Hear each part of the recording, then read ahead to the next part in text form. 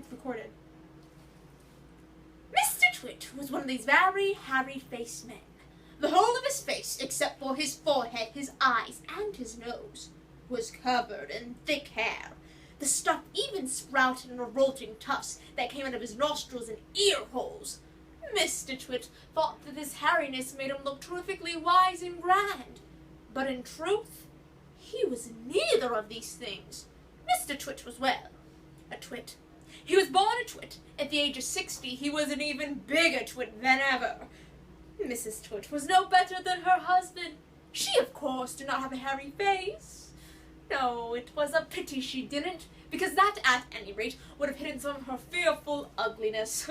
Take a look at her. Have you ever seen a woman with an uglier face than that? I doubt it. The funny thing, though, is that Mrs. Twit wasn't born ugly, no. She had quite a nice face when she was younger. The ugliness had grown upon her year by year as she got older. Why would this happen? Well, I'll tell you why. If a person has ugly thoughts, it begins to show on the face. And when that person has ugly thoughts every day, every week, every year, the face can get so ugly, you can hardly bear to look at it. However, if a person has good thoughts, they can never be ugly. You can have a wonky nose and a double chin and teeth that stick out. But if you have good thoughts, it will shine out of your face like sunbeams, and you will always look lovely. Mr. and Mrs. Twit are nasty people. All they do day in and day out is play nasty tricks on each other.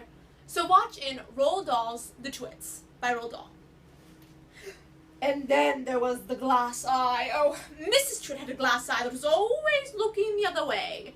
You can play lots of tricks with the glass eye, because you can pop it out and pop back in again anytime you like. And you can bet your life Mrs. Twit knew all the tricks.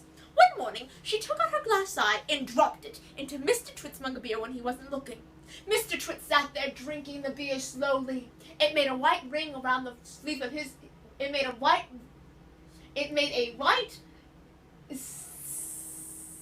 froth, or he wiped it with the sleeve of his trousers.